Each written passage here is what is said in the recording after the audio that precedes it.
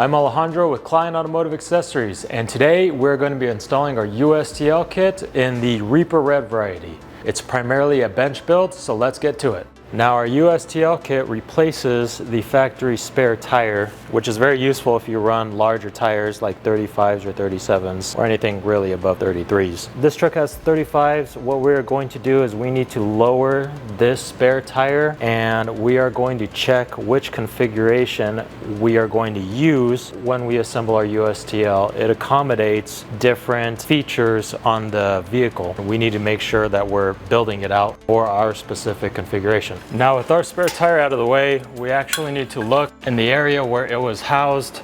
What we're looking for is an inner metal shroud that kind of sits inside of the rim, and this one doesn't have it. There's nothing present. So with that situation, we are actually going to use our configuration 1 when we build out the USTL. If you did have that inner tire shroud, there's an alternate configuration that puts different components in a different location, so there's no interference when you go to hoist up this horn system.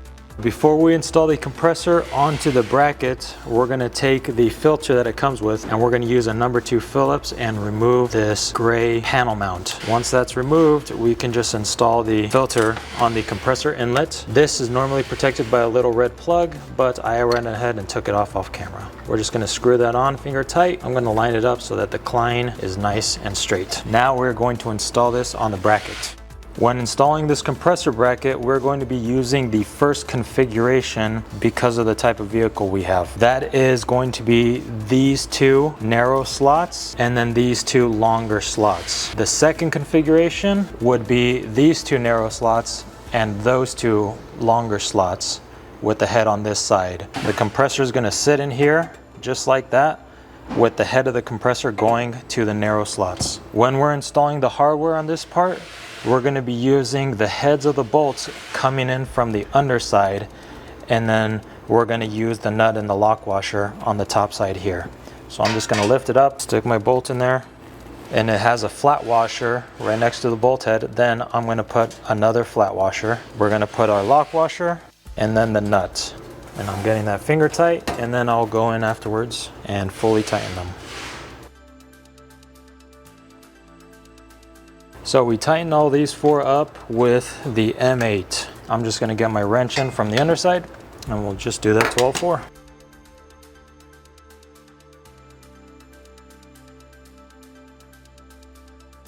Now we can move on to the tank. So we're going to install our fittings onto our tank. They go in a very specific place. First thing we're going to do is use our juice that's included with our kit. This seals the threads and it'll be the best thing to prevent any leaks. We're going to start with our drain valve. I'm just going to put a little bit of juice all around the perimeter. We want to make sure not to get any on that lip, because that's the lip that's going to open and close as our valve drains, and we don't want to clog that up. You can kind of see how that's opening, so we need to protect that little section. This one goes straight up at the top, and it's at the top, but when we install this kit onto the vehicle, the tank hangs upside down, and that's why it's there. We're just going to use a 14mm wrench. What we're going to do is we're going to get it hand tight and then a 1/4 to a 1/2 turn. You don't need any more. The next fitting we're going to do is our safety relief valve, and it's the same process. We're just going to put a bead of juice around the threads. We're going to get it hand tight, and then a 1/4 to a 1/2 turn more with our 14mm. We don't need anything more than that. Next, we are going to use our elbow fitting. This fitting goes on this bottom port, and we are going to want to make sure that it sits at the proper orientation, which is going to be, this opening is going to be straight across the face of the tank.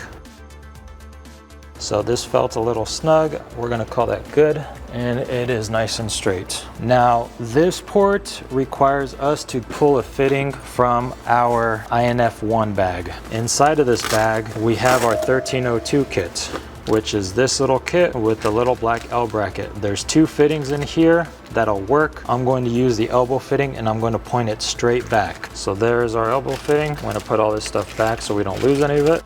It's the same process. This fitting is going to be used to get into our air relocation bracket, which is the 1302, which allows us to tap into this tank for the air supply. So I got it hand tight. It's not in the orientation I want. That's okay. We're just gonna use a wrench to get it in the correct orientation. So again, I want this one pointing straight back. I'll actually leave it at a bit of an angle because it's getting pretty snug on there, and that works just fine. Now this one, because we're doing the configuration 1 on our kit installed, this is going to remain open for the compressor because the compressor leader hose is going to go straight in there. So we're going to ignore that one. We're going to switch over to this side. That is going to be plugged. It is an unused port and we don't need it.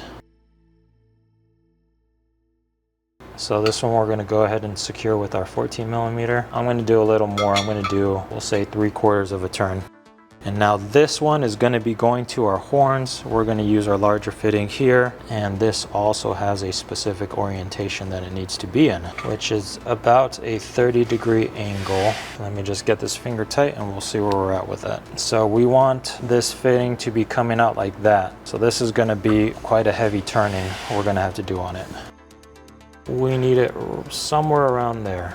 That should be good. And now we can install the brackets onto the tank before we install the tank onto the main bracket.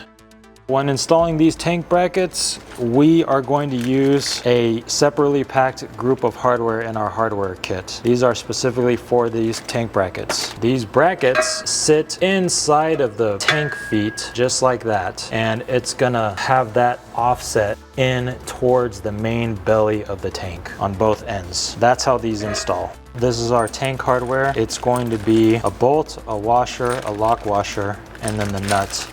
We feed them in from the outside going in towards the tank. So just the bolt by itself. Then we have our flat washer, our split lock washer, and then our nut. And we're just going to do that on all 4 sides. Because we are only using 1 washer, we're going to have 4 leftover washers. So I'm just going to make sure the edges feel like they're lined up, and then we'll fully secure them with our tools. I'm going to jump to the other side here and do the same process.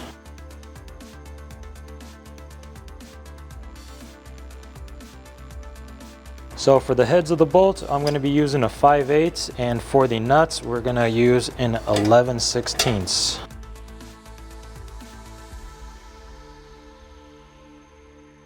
Now with that done, I'm actually going to install the pressure switch. So the pressure switch goes on our 90-degree elbow here. We're going to install it right there. This is our pressure switch. We want to make sure that we don't clog this hole up with our juice. Very important. That way it gives you pressure at the correct readings and you don't have to spend any time troubleshooting. I'm getting that one finger tight, and then I have to use an adjustable wrench to tighten that one up. And again, we just tighten these about 1/4 to a 1/2 turn. So that should be plenty. Now we can go ahead and set this onto our main bracket.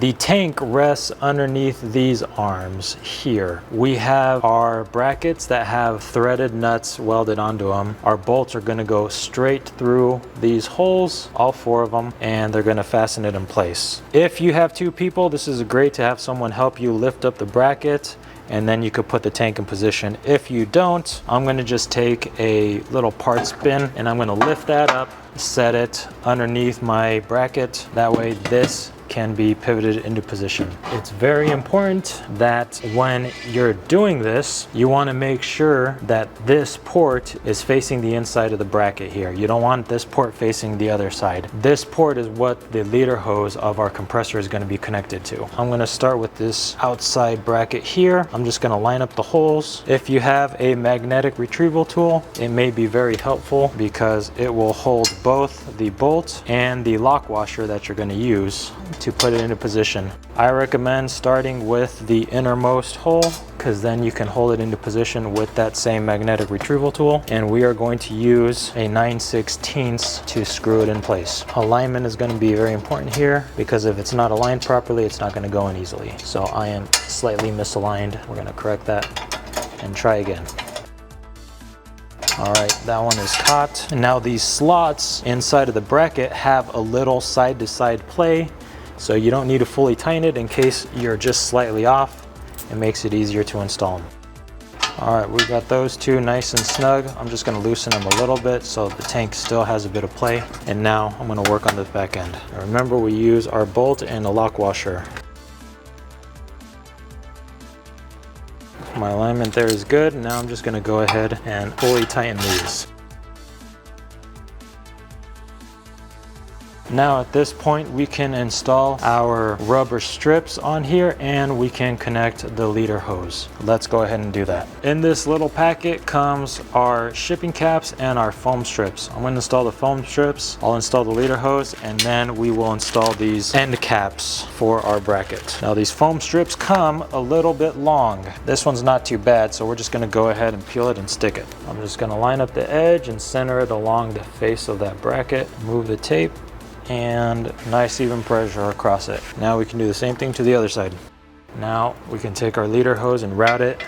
Now we want to make sure when we're routing our leader hose, we don't want it to interfere with this hole, because this is where the hoist mechanism is going to be going through to catch the USTL when it's installed. So this doesn't have any issues with interference. We do want to use some of our juice because we want that nice airtight seal. And just like with the pressure switch, we don't want to get any in or near that hole. So I'm getting this one hand tight. I'm not going to rotate this one a quarter to a half turn like all the other fittings, because this is a check valve. It's an added feature we have on our compressors. So I am just going to rotate it just like an eighth of a turn. That's all you need. As long as you put the juice on there, it's going to be a really good seal. If you over tighten this, you risk damaging the check valve, and then this whole leader hose will have to be replaced. With that done, we're going to install our end caps. They go right in the bracket. You're just going to put them in there and give them a little smack so that they seat all the way. So that one's good, and we're going to do the same thing on the other side. Now with that done, we can work on the horns that come with this kit. So the horns are a little more of an involved installation process. There's a lot of steps involved. The first thing we're gonna do is cut this tubing, and then we'll need to separate the horns, and we'll actually need to swap some drivers around with some trumpets. So let's go ahead and cut this tubing first so we can separate the horns. I'm gonna cut it right in the middle. Now, we can separate these horns from the mounting plate. I'm going to be using a 14mm. Normally you'd have to remove these screws completely, but our Reaper Red horns, they actually come with slots in the bases instead of an enclosed circle. So those I can loosen, and then I can just pull these horns out. We're going to save this hardware because we're going to reuse it. We are not going to save this white shipping cap. We can go ahead and get rid of that on all the horns. I'm just going to set that aside because we're going to reuse that hardware later. Now with our shipping caps removed, the next thing I'm going to do is I am going to remove this excess tubing on all of these. So for this one, it has a little collar. These are our push to connect fittings. We're just going to pull that collar in, and then we can pull out our tubing. It's spring loaded there. So you pull the collar in, and then the tubing will be able to be removed. We'll do the same thing with this one. We'll have to remove the tubing on this one as well. This was a little bit loose, so I'm gonna go ahead and just take that cap off, pull the tubing out, and then reinstall the cap so we do not misplace it. We're going to be primarily focusing right now on this middle horn. This one, the solenoid was already installed for us. They're not usually like that. When you have to install them, we actually need to remove the trumpet, which we have to remove it anyways. So these, you can rotate them and turn them. If they're really difficult to detach, you can use heat along this area to break the seal that is in there, and then they should come apart rather easily. So when you have the trumpet separated from the base, then you can install the solenoid if it's not installed on yours. You just need to make sure that the arrow that's stamped into the solenoid housing is pointing towards the base. If it's pointing away from it, that's the direction of airflow. Your horns will never get any air. That's just not going to work. Another thing we can do is we can try to loosen that cap. This triggers the solenoid. We can remove that, and that'll give us some clearance to tighten or loosen it if you need to. We obviously didn't have to deal with that. I'm just gonna put this back. Also, if you need to reposition this in a different orientation, this would be how you do it. It's this little nut right here. You can just loosen it and tighten it to get your alignment the way you need it. So since most of that was already done for us, what we're going to do is we're actually going to separate the largest trumpet from its base. Again, this one wasn't too bad because these are separated when they're powder coated. And we're gonna install it once the solenoid is installed. Make sure it's nice and snug. Now, this one is just about ready to be installed onto the main bracket. I'm gonna go ahead and just install this trumpet onto the remaining base. The next step is to install the horns onto our main bracket. We require the use of our oars for these. So normally with our black set, you can just stick the oars right over the shaft of the trumpet and bring it forward and put it into position. Our Red Reaper and our Freedom Edition horns do not do that. There's slightly different dimensions. So we're gonna go ahead and remove the trumpets, and then we'll be able to slide everything over from the back end. We are going to use our little rubber strip for the oars. This all comes included. We're just gonna put it into position. We also get these bases that are included with them. We're not actually going to use those. We're going to discard them. This will just slide over, just let it go into position, and we can reattach the trumpet. With that done, just adjust it in position, and we'll go ahead and do this to the other two horns. Okay, now we're going to go ahead and install these on the bracket. We're going to start with the largest trumpet, the one with the solenoid. This is our new USTL design. It's got a couple different features. There's a lot more slots, there's some holes for different things. These are for Blastmaster upgrades, different positions you can put them on. We're not going to use those because we are not installing a Blastmaster on here. It also has larger slots here for the solenoid for Blastmasters. It lets the wiring be routed a little bit more cleanly. For this large horn, we're going to use those two slots and these two slots for the oars. So I'm just going to line it up. We are going to use some of that hardware that we retained earlier, which is going to be our bolt, our lock washer, and then a flat washer. And we're going to feed these from the underside up, and then we are going to lock them down with our metric nuts just right on the top, and we'll lock them in place.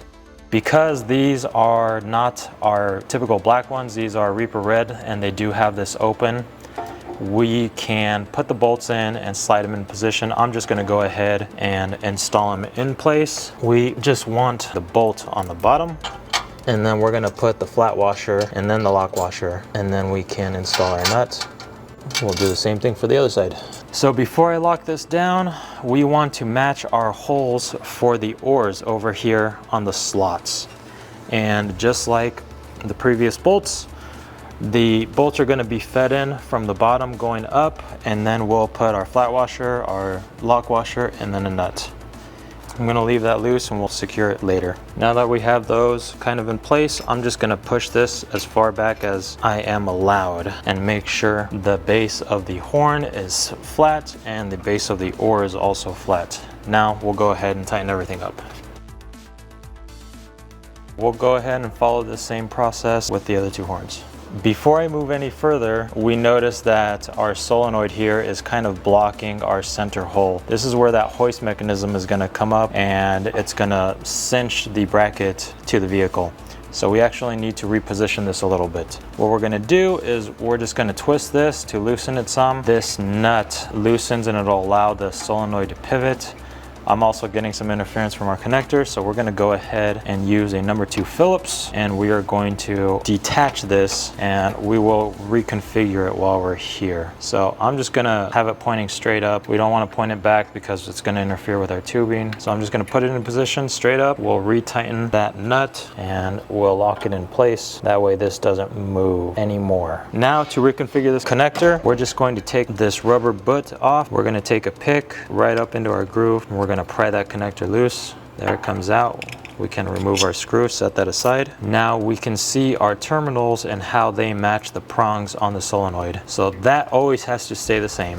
When we wire this up, we're gonna use the outside terminals. We're not gonna use the one in the middle. With that in there, we can actually change the orientation of our connector any way we want. I'm just gonna have it go straight to the side like that. So I'll put it in there, I'll take the connector off, and then I'll just snap it into place. We can put a rubber boot back on. Later, I'll take this off again when I do the wiring. I'm not gonna deal with that right now. We'll just lock that down so it doesn't get lost. Next thing we need to do is to give myself a little bit easier time plumbing these horns. I'm gonna install my air tubing. I'm gonna go ahead and remove my cap. I'm gonna slide it over the end of the air tubing, and then I'm gonna take a heat gun and I'm gonna heat up this section so I don't have to fight with putting this over that barbed end. So here's my heat gun. I just got it on high heat, on medium airflow. It doesn't really matter. As long as it's not low heat, it'll get you there. I'm just checking to see it's starting to get a little pliable. That should be good. I'm gonna slide it over and I'll install my cap. So I'm just gonna tighten this all the way with a 15mm open end wrench. Now I know my other horn is gonna go right here and it's got a 90-degree push to connect fitting. I'm just gonna trim it off right here so it is not in the way and I can still have plenty to cut it short as I need to. Let's go ahead and install the fitting on the other side. The medium trumpet is gonna go in these two slots here for the base and for the oar. You notice this has a swivel push to connect fitting. So that makes it convenient when we wanna install it.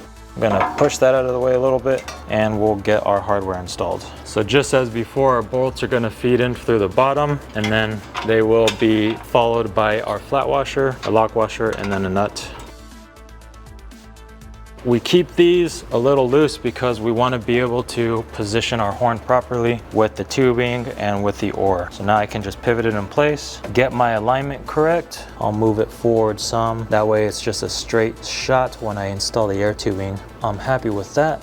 I'm actually going to make my life a little easier and I am going to install the air tubing for this one right now. So we're going to trim it and then I will put it into position and pivot the horn and then I can finalize the installation of this horn. Now I can measure a rough estimation of where the tubing goes in. It typically goes in 1/4 to 1/2 inch. I'm going to mark it with my thumb and index finger. I'm going to pivot the horn out of the way so I have room to make my cut. I'll just give myself a little more to be safe. We want to cut this nice and straight, otherwise it just doesn't seem to seat as well. Now I can line up my tubing and I don't even have to fight with the air tubing or the horn.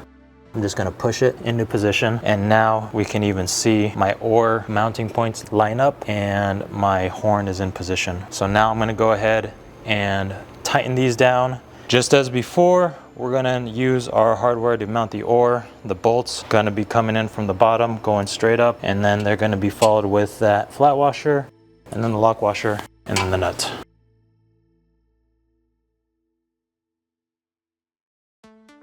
Okay, now we can flip this around and focus on the smallest trumpet. I have the smallest horn mocked up into position. I have it positioned both left and right and forward and backward. We're again just gonna make sure our tubing will be a straight line when it's connected. And I'm gonna start with the bolts in the back. That way we can pivot it out, cut the tubing, put it back in, and then we'll install the bolts for the oars. Just like the other two, the bolts are feeding in from the bottom. And then we can install the flat washer and the lock washer, and then the nut. We'll keep these just a little bit loose so we can position this as we need to.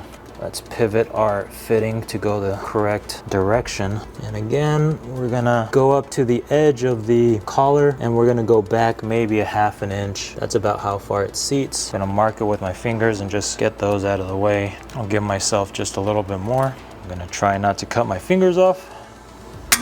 Now let's position our tubing, slide it inside and press. Now we seated it good. Now I'm gonna go ahead and tighten up these back ones, then we'll install the front ones.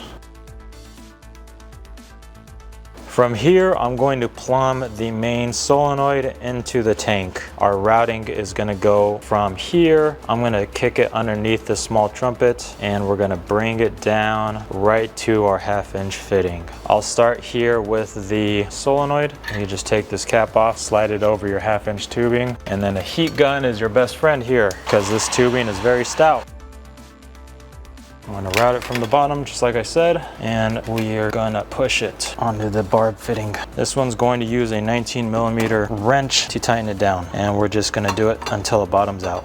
We'll call it good there. We are ready to wire up our solenoid here. Now we can detach it, split it apart again, and put in the wires, and we will run everything to the inside of this bracket. That way it'll be protected. I'm just gonna start by unscrewing that top again. We'll remove the connector, and we'll start splitting this up and separating it like we did in the past. Gonna again use our pick, get into that corner and just pry upward a little bit. Now we have our terminals exposed. Like before, we're only going to use the outside terminals, not the one that's in between the two. For this, we are going to use our black and our purple wire that come in our electric pack. It does not matter which color goes to which terminal, because this is just a solenoid and current can flow in either direction. There's our black and there is our purple. I'm going to strip just a little bit. I'm going to pull this out, that way we can see what we're working with. I'm going to open up these terminals. So I'm undoing this screw, but the housing itself is not actually moving. I'm just going to take my pick and open those up a little bit. We'll unscrew them a little bit more to give ourselves some more space. That's where the wires are going to go in.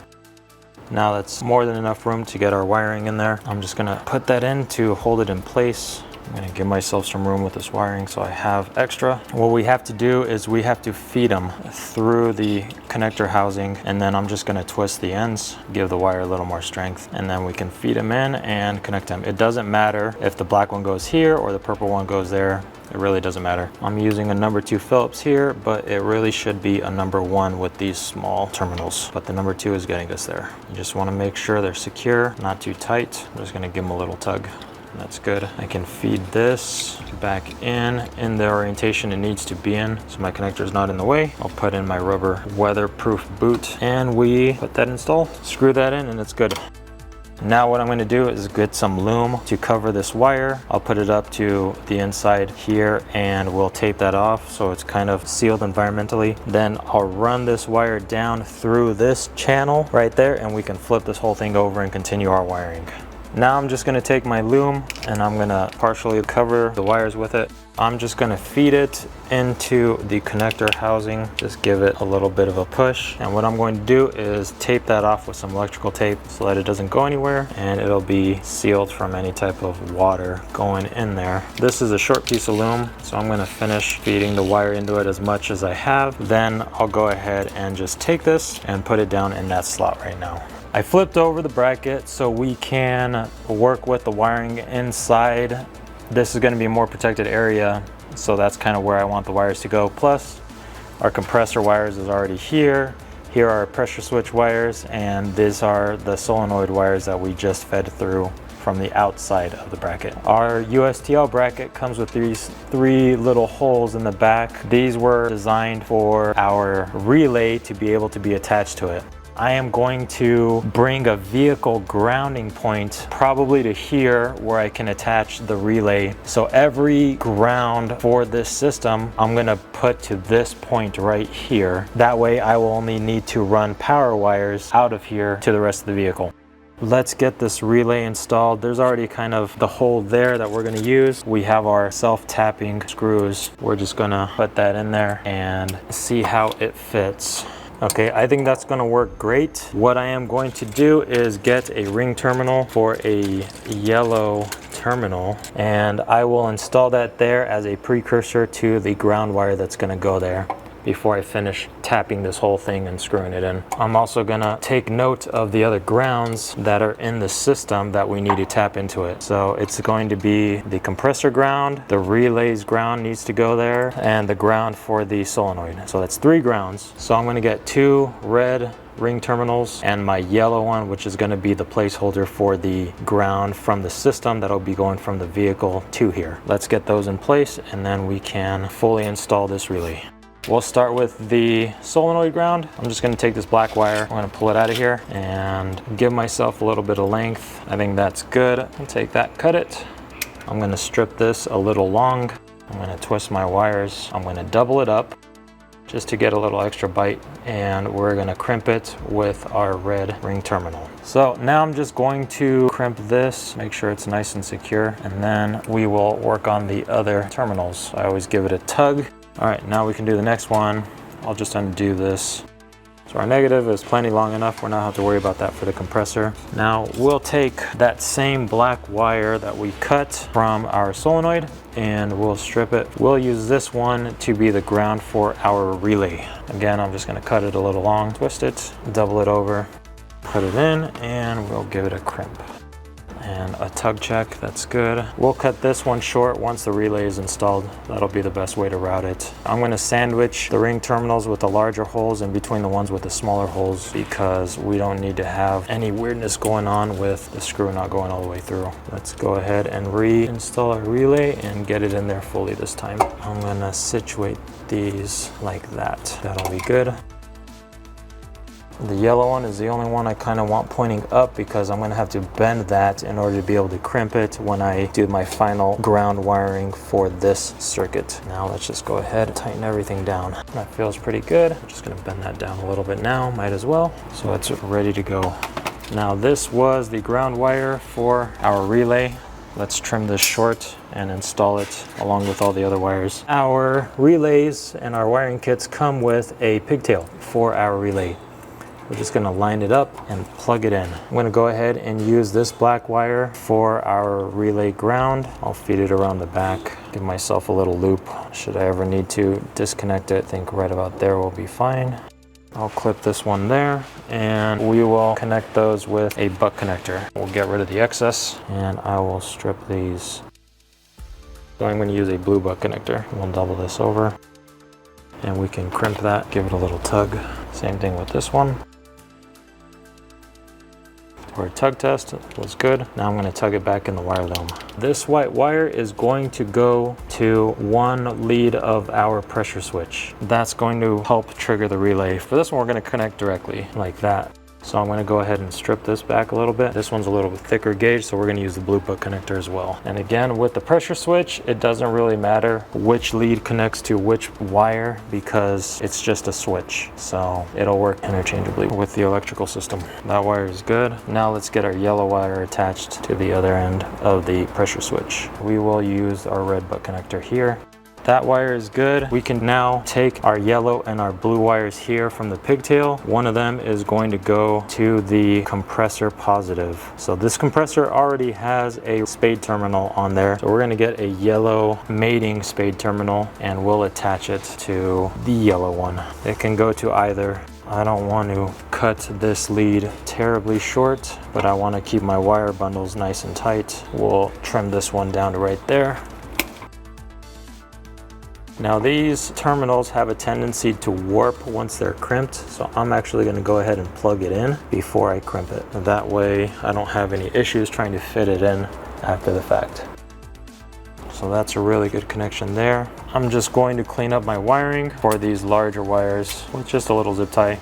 Keep them out of the way. Now this wire is going to be reserved for the main power wire, but I'm not going to wire this one in here. I'm actually going to start at the battery from the vehicle compartment once this is installed. I'll have to do something similar with the ground wire anyways. For now, I can undo all of this yellow wire, which is going to be for our pressure switch, and I'll feed it through the loom, and we'll probably kick it out through here, feed it through more loom, and we are now ready to put this up onto the vehicle. Okay, now it's starting to get lifted up. There's a lot of weight right here where the tank is. It's kind of offset in this configuration with the compressor, but it will start to get a little wonky as you raise it up. You just want to make sure to have it supported and just be reactive as you're hoisting it up. Now I'm going to go ahead and keep lifting it up, and we're just guiding it into position at this point. I'm going to get my hand under the tank where I can balance it, and I'm supporting it with my knee here. So it can be done with one person, but two people does make it a little easier. Now the front arms of this bracket are resting on the front cross member where the spare tire usually sits. So now we're actually just gonna give you guys a better shot. We'll raise up the vehicle and I'll continue cranking it up so you can see how it goes into position. But keep in mind, we're still not done with our wiring. We have our blue pigtail wire and we have a ground wire that we need to address, as well as we have one more fitting over here that was never connected. That goes to our 1302 air relocation kit. So that is going to be worked on next. Okay, we are here at the driver's side rear bumper of the vehicle. What I need to do is install our 1302 quick disconnect kit, which is these couple bags. It comes in our INF1 bag. This is gonna allow us to have access to our air supply in the tank directly. I've been poking around looking for a spot. I think this might be a really nice candidate. It's not gonna stick out too far, not gonna be too far back. And when we have our USTL in place, the cable can actually come backwards and route into our fitting. What I'm going to do is I'm going to tap two holes directly into this metal bracket here that holds the rear bumper in position, and then I'm going to tap it with a 1/4-20 screw. Now our bracket isn't sized for a 1/4-20, so what I'll also have to do is I'll take this and I'll open up those two holes so that a 1/4-20 will be able to fit right through them, and then we'll screw it directly onto it. First thing I'm going to do is I'm going to mock up this whole 1302 so that we can see what space we're working with and how far back or forward it needs to sit. Let's do that right over here on our bench. So this is what remains of our 1302 kit. We had that fitting, that's the one that's installed on our tank. Now I'm just going to put a rough assembly of this 1302 so that we can check our distances, our fitment, and make sure it's going to kind of look the way we want it to. I'm not putting any thread sealing on this because this is just a test fit. So that is pretty much how the kit is assembled. We're not going to worry about the hardware since we're going to open these up and use our own hardware. Let's go ahead and see how it sits when it's mocked up on the vehicle. We'll have our final spot somewhere around here. We don't want it to stick too far forward. It's almost perfectly in line with the bumper, and the spacing between our 1302 and our trailer hitch wiring, it seems consistent. I'm just gonna take a Sharpie and mark some holes, making sure it's nice and straight. And we got our two marks right there that we can then go with a center punch. I'll drill those to the right size so we can get them tapped, and then we can go to the bench and we will open up these two holes a little bit. So I'm just gonna start with a pilot hole and we will use our main bit after these are set. So when tapping a hole, you actually have to use a very specific size drill bit for these to work at their maximum efficiency. I have a set that comes with it. We're gonna get started with that one. While I have this up here, I'm just going to double check that my holes line up and they look perfect. So now let's go ahead and tap these two holes.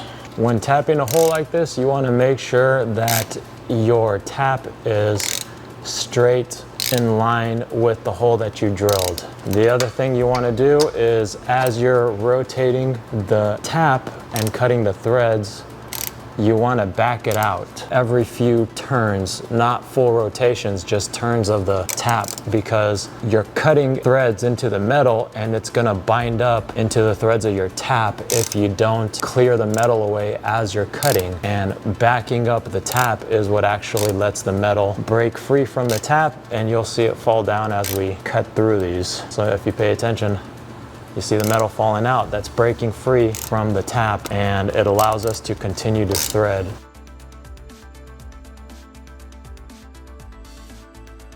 All right, we're through. Now I'll back this out entirely and we'll start on the next hole.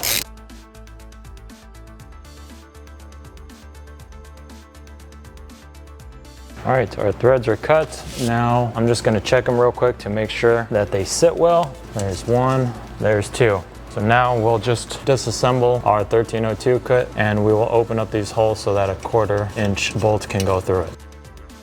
All right, our goal here is to open up these holes so that the screws that we're going to use to attach this to the vehicle can just fit right through. They're going to be coming in from the underside, when it's installed. We just need to open these up. I am going to use a step bit. There's a 1/4 inch marking right there. I'll probably go over just one more step in case I had any misalignment when I drilled and tapped those holes on the car. It's not gonna cause any problems when we go to install this. We'll make sure this is nice and straight, and I'm gonna clamp it down pretty nicely. And this I found is pretty much the best way to open up any of these holes. So that is at the 1/4 inch mark. It fits pretty nicely.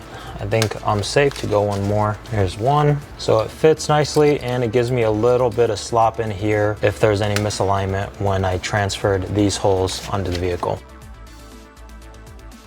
I'm gonna clean up the back of these holes a little bit so there is no burrs that are gonna catch me. All right, there's our 1302 bracket modified. Let's go fit it onto the vehicle. Okay, let's get this bracket into position and see how we did. I'd say that's pretty good. And now we can have our tubing just kind of coil around, maybe come down. This will be higher up. It'll be sitting, you know, a good 6 or 7 inches higher. So we'll snake it around and feed it in. That's how we'll do that. Let's go ahead and attach some air tubing to this, and we'll leave it long, and we'll attach it to our 1302 last once this is hoisted up. So let's go ahead and install some air tubing on that fitting. As with all our tubing, it's best to use a little bit of heat to make it more pliable.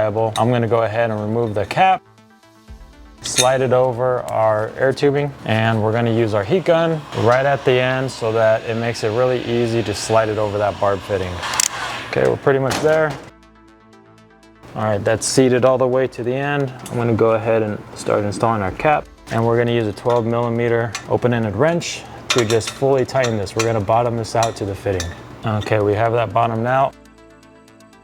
We can cut this and try to route it. I'm actually gonna leave it long until this is fully in position after we finish our wiring. So this will likely be the last connection we make from here to our 1302. So now we're gonna continue on with the wiring. I'm gonna go ahead and run that through our split loom. I'm gonna find a path to take it along the frame rail all the way to the engine compartment, making note that our purple wire is actually gonna have to go inside the cabin. So as it's going down there, we'll probably tee off the purple wire into maybe a grommet in the body somewhere that we find. Once that's done, we'll continue working in the engine compartment. Then we will bring our red power wire back to our USTL kit. I found a route for the wire that's gonna go to the front of the vehicle. I went ahead and used some fiberglass rods to trace it out. Now I'm just going to take the wire that I have loomed, and we're gonna get it started to go to the front of the vehicle. I'm gonna use a little bit of electrical tape to secure it in place, and then I can go ahead and pull it through. So that's good right there. We're just gonna fish it straight along the frame rail through some various channels, and after it's all tightened up, I'll go back and zip tie it to other loom that's around the vehicle.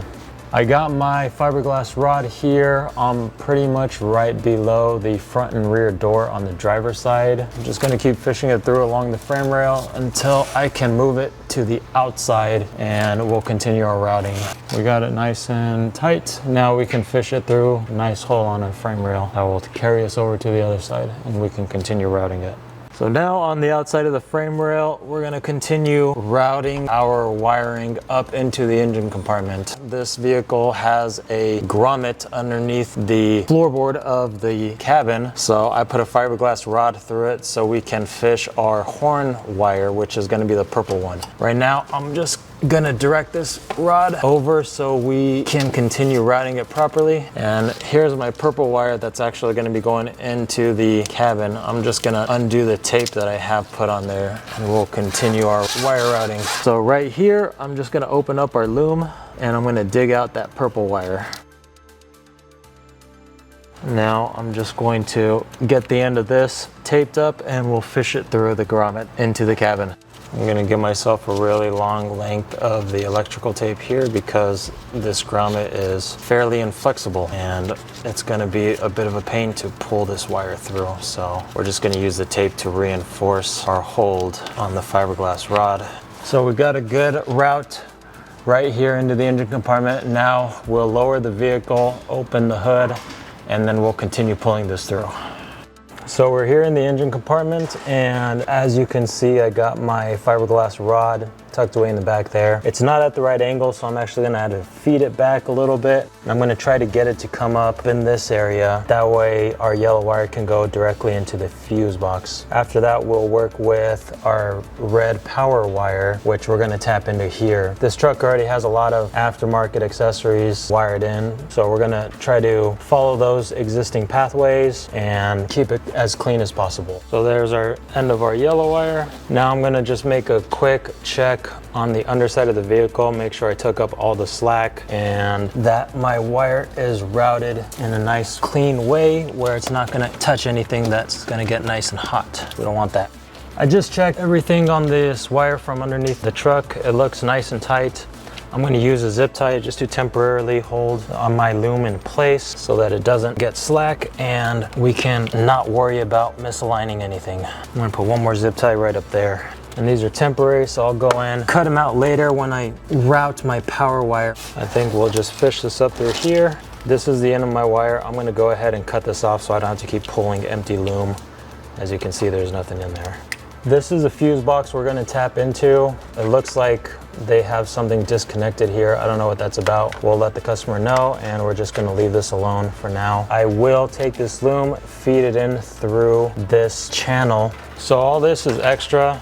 Let's find a fuse and then we'll shorten everything up after the fact. So what we're looking for here is a switched 12 volts circuit, which means we don't need to have power on these fuses when the vehicle is off. But when it's on, these fuses will have power. So I'm just gonna go ahead and take my multimeter and we're gonna touch that lead to ground and I'm just gonna poke and prod a few things. I'm gonna focus around in this area just to see what we have. So this one doesn't have any power right now with the vehicle off. That's a good candidate. Another 10 amp here. So that one has power when the vehicle is off. We don't want to use that circuit. That will allow the compressor to run continuously should there be a leak, whether your vehicle is on or off. And that has the potential to drain the battery. We don't want that. Here's a good one here.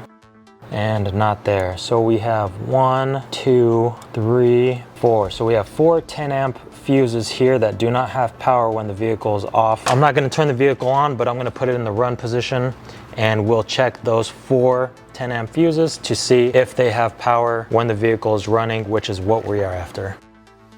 So this fuse does not have power when the vehicle is in the run position.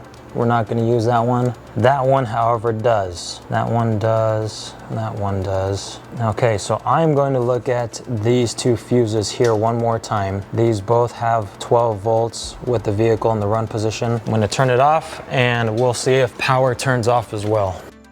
Okay, so these 2 will work perfectly fine. I am going to get a fuse tap that's very similar to this one. It's actually going to match the fuses in here and we're going to find which fuse the fuse tap fits best in and then we'll use that one. I have my fuse tap here. This does not come with our kit because these are universal kits. We don't really know which ones to supply that would fit your vehicle. So this is just one that we had received after the fact. Now I'm going to look for a position where it can fit and I can route the wire and not have any interference when I tap it into the fuse. So this outside fuse I think is going to be the best candidate. This one comes with a 15 amp fuse. I'm going to go ahead and put that on the topmost fuse link. We'll pull this fuse out and this fuse will go on the bottom just like that. Now I can plug this in and I can route it and now we have an idea of where I need to cut my yellow wire. So I can pull it out from here and I will just trim it right about here and then we can strip it and crimp it to make our connection. Now, because this wire is a smaller gauge than our fuse tap crimp connector, I cut my wire a little long. I'm gonna go ahead and twist it and we're gonna double it up like we did with all of our other electrical connections. And I'm gonna go ahead and just crimp this. I'll give it a little tug and I'm gonna feed it back into the split loom to where the crimp connector is covered. And I'm just gonna trim the split loom here. Don't trim your wire that you just crimped and we're set. So now I'm gonna go ahead and cover this up and we can focus on running the power wire back down the vehicle frame. I'm ready to install my power wire to the USTL bracket. We're gonna install it right here on this battery terminal. It's almost like a remote, and we will run our wire back down along the frame in the same channel back to the USTL. First thing I'm gonna do here is pull off the fuse because we don't wanna work with any live power. Next thing, I can just open this box. This already has a lot of aftermarket wiring. There's some room for a little bit more, but I'm probably gonna have to notch this top cover here. Let's go ahead and remove this nut so we can get everything sorted. When I put in my new terminal, I think I'm gonna tuck it on the left side so that all I have to do is just make this notch a little bit deeper, and there will be accommodations for all 4 of these power wires. With 3 of them are already there. So we're just gonna add to it a little bit. I'm just gonna be careful not to cut this wire. This is the alternator's running wire. So this is not a wire that you wanna damage. So I just removed that small bit of plastic. We'll reposition these wires. We'll make sure there's enough space for our wiring to go there.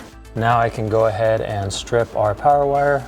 We're gonna twist the wires, and I have a yellow ring terminal we're gonna use to crimp it on there. So that's crimped pretty good, but I'm gonna flatten this other wing down just a little bit more, make sure it's nice and secure.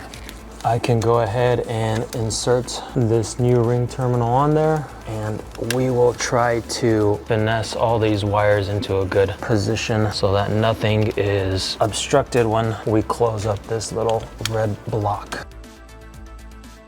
So it was starting to pinch a little bit. I'm just gonna notch that corner and we should be good. Just a tiny little chamfer on that edge. I think that's gonna sit well. Let's go ahead and tighten this back down and we can move on with this installation. Okay, so our wires are all secured. I'm gonna take a zip tie and secure this in place on both ends. We wanna make sure our fuse will be accessible should we ever need to pull it in the future. I got those zip tied in place. I'm just going to trim off the excess. I have here my fiberglass rod. I already found a little pathway directly to the frame rail that'll meet up with all our other wiring. So we can go ahead and stretch out this full length of our wire so that there's not gonna be any knots when we go to try to fish it through, and we'll string it through to the frame. All right, now I'm gonna go to the underside of the vehicle and I'll pull this rod through. We'll have it routing up along there and down along that channel. All right, let's raise up the vehicle and continue routing our wires. I'm going to run my wiring along the same path as I did before. We'll get it up above this, into that hole in the frame. There's a little bracket on the other side you'll be able to see. I'm just gonna make sure that my fiberglass rod tucks behind that. And I'll just continue pulling the wire through.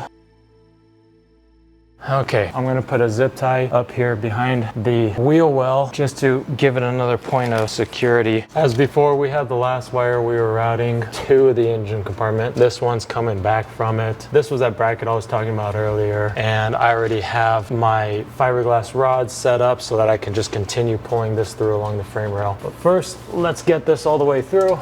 Now, just to get it started, I'm just gonna secure that in place, and we'll go ahead and finish pulling the rest of our through.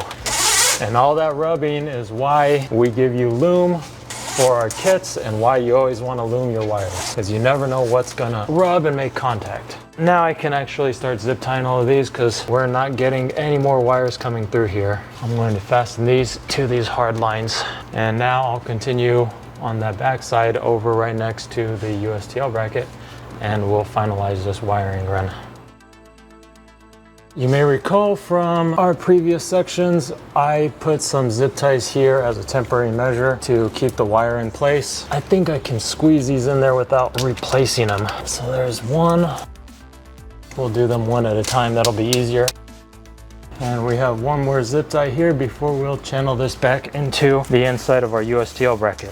Now I can just zip tie this wire to the existing loom, and we'll put everything inside of the bracket, finish up our wiring. The nice thing about this is we have a lot of extra power wire. I'm actually going to use a piece of this power wire for the ground that I'm going to need to make all the electronics work here. I went ahead and routed our power wire into the main loom that we had going from the beginning. You see I separated the original loom for the power wire. We were able to tuck it in, that way we we don't have too many wires coming in from that little corner and this one. So now I'm going to splice our red wire into the blue. I'm going to trim the blue down just a little bit to give myself a little bit more room to work here. And then after that, we'll take our red power wire and we will use that as our grounding wire for this entire electrical setup. Let's go ahead and trim this blue wire down a little bit. I just took about an inch off and I'm going to strip it so we have access to the copper wiring. Now I'm going to go ahead and take our butt connector and we will crimp this on there, and then we can get our red wire to the right length and we will crimp that on and our connection will be completed.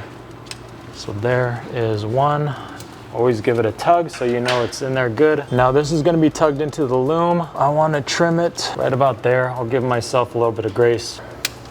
To make my life a little easier, I'm just going to get my pliers in position and then we will go ahead and crimp it.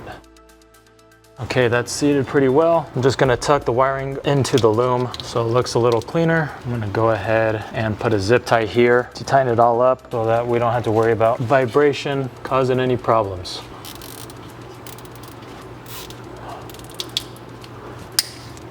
Now we'll focus on our ground terminal that's going to be tied to somewhere around here. I actually see a ground wire next to our towing connector. I may check that to see if we can use the adjacent screw as our grounding point. But let's go ahead and get our remaining power wire. We're going to strip it and we'll crimp it to our ground terminal. I want this wire to be fully covered in black so there's no confusion that this is a ground wire. So I'm going to peel the loom back, and once I have this crimped, I'll re-loom it and tape it there so the whole wire is covered by the black loom, and it will be more or less obvious that it is a ground wire. Okay, I got it crimped. I can see it's crimped good, and the tug is holding. I'm just gonna feed a little bit of the loom in here to cover this red wire because we don't want to have any part of the red exposed, so that if anybody were to look at this, they could correctly identify this wire as a negative wire. That looks good. Let's just get some tape around that and we should be able to switch over to finding a grounding point. All right, that right there is plenty of wire. Let's switch to finding a grounding point and we can finish this. Now I'm looking around for a ground connection. I see our trailer connector and I see a little wire here that goes to their ground, and it's tied into the bumper, and this bumper is metal. So I'm actually going to look at the screws that we drilled and tapped for our 1302 relocator and check if that would make a good grounding point. So I'm going to take my multimeter, I'm going to switch it over to resistance, and to check for a grounding point, since I don't have access to the battery, I'm actually going to check for frame to frame continuity. So I'm putting my black lead onto the head of my cap screw there, and then I'm actually going to touch the cable in the hoist mechanism to see what kind of resistance we get. Sometimes the coating on bolts will mess with the continuity reading, but when I put a little bit of pressure or scratch it, try to get through it, it looks like there might be something there. We're trying to get as low a number as possible. So that's 2 ohms. That's a little higher than what I'd want. It's dropping. Let me reposition this to a different spot on the bolt. So I'm touching the knurls right there on the bolt, and that's 0.2 ohms, 0.1 ohm. That's really good ground connectivity. So we're going to use that bolt to wire in our ground.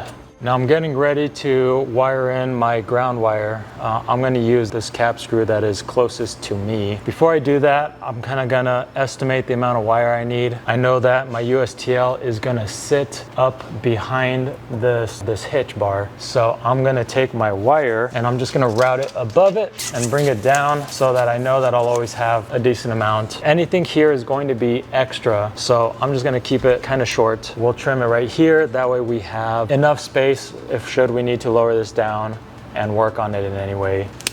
There's my wire trimmed. I'm actually going to pull it away from the split loom. We're going to strip it, and now I can get my connector, put it in there, and we will go ahead and crimp it. Now that's in there pretty good. To give myself a little more room to work, I'm going to temporarily remove my 1302 connector. The nice thing about using the straight fitting on that is you can do this. If you had your 90-degree fitting here, this really would not have been possible. I'm just going to set that aside and we can loosen up our cap screw. So now I just slid my terminal back over the cap screw and we're going to reinstall it. I'm going to crank it down pretty good. Just for good measure, we're gonna double check our continuity here. I'm actually putting my prong on the crimp terminal that I just installed, and I'm touching that same point, and I got excellent continuity, so I'm pretty happy with this. Last thing, I'm going to feed the red wire back into the loom, and I'll just put a little bit of electrical tape on there to seal it up. All right, I'm happy with that. Now we can reinstall our 1302 kit, and we will actually plumb it at this point once we raise up the USTL. We have all our wiring connected. Now I'm actually going to raise up the USTL into its final position. That way we can finish plumbing our 1302 line, and then we can focus into the switch that's going to operate the horn. All right, I'm just gonna raise it up nice and slow. I'm just gonna reposition it as I go to make sure clearance is good and it's still seated properly. So I'm gonna tuck my wire out of the way there. Just gonna lower it down a little bit to make sure it's fully adjusted properly. And I'm checking to make sure that my main rails on the USTL bracket are resting on our cross members, which they are. Looks pretty centered on the vehicle. Our spring is nicely compressed and it is fully installed. So now I will route this air tubing up over our towing bar. Then we'll focus on our 1302 kit and we'll get it connected. So here's our 1302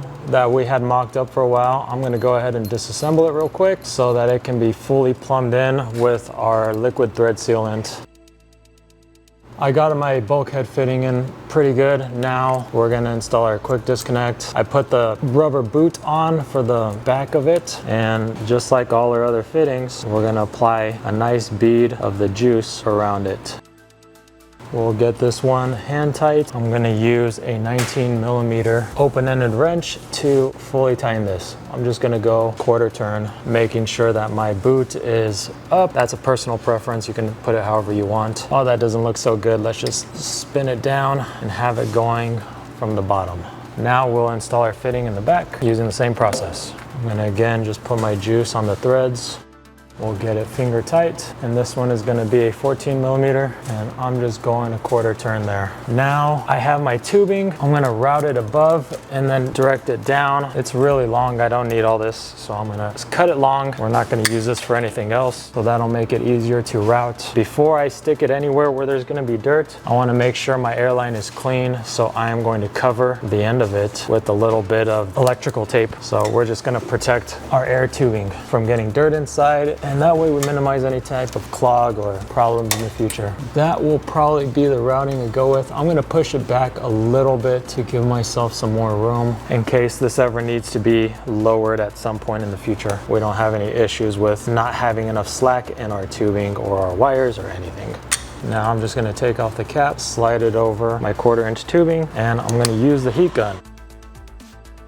All right, we'll try that, see if that was enough. And it was. I'm putting it into the barb fitting and we're bottoming the tubing out. That way it's fully seated. Now I can install my cap. And that one I'm gonna bottom out as well. We're gonna use a 12mm to tighten this one up. Okay, we got it fully secured. Now we're set here. We can move into wiring up the switch inside of the cabin. So we're in the footwell of the driver's side, as you can tell from the gas and brake pedal. Our customer wants a little bit of a special installation. He actually wants his switch to be pressed in with the foot somewhere around this area. So I poked around the back. There's a lot of clearance back here. I don't know what this is. We'll pull it off and look behind. It is important to note that our switch that comes with this kit is a flush panel switch. So the button doesn't protrude at all. So that's not practical for this application.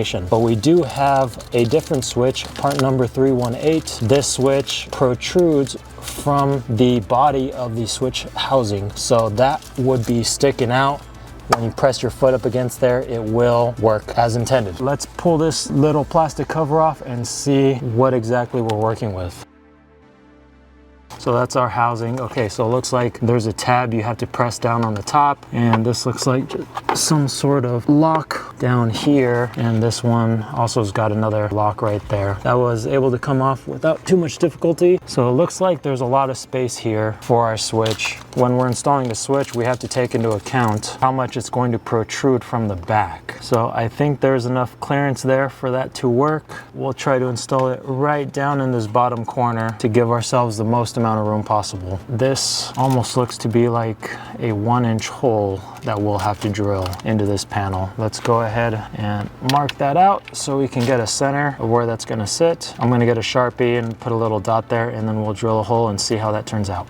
I'm gonna line this edge up so that the flat part of my nut is resting against the plastic. That way I can rotate the switch and not worry about trying to get some sort of wrench or anything behind this. So I'm gonna do my best to mark the center. So I offset my center mark just a little bit to give myself some wiggle room. Better to have a little room working away from the edges than not enough room working into it and then having to make an oblong hole to widen it out. I'm gonna start with a little pilot hole. And you see how it's crooked there? That's okay, because now that I have my pilot hole started, I can make it straight, and then I'll switch to a step bit. Obviously, this bit is not going to be wide enough for our switch. I have a wider one. This is just for me to get started, to making sure everything's seated properly, aligned properly, and where I am convinced that we will have the best chance for success. So I have my hole. That is about center, and it'll allow for a little bit of rotation, but not much. So I'm very happy with that. Let's go ahead and make a large hole. I'm gonna check as I'm working to make sure. See, when I rest it right up against it, my hole is off, but when I offset it just a little bit, it gets nice and centered. That's what I'm after. I'm gonna go ahead and change my step bit to the appropriate size. And that's a perfect fit right there. So now we can route our wires, the purple wire that came in through the floorboard, and we're gonna tap into an existing power distribution system here. This looks like it's fused. It's got a negative rail, and it looks like 2 positive rails here, 3 and 3. And since they're fused, that's all the better for us.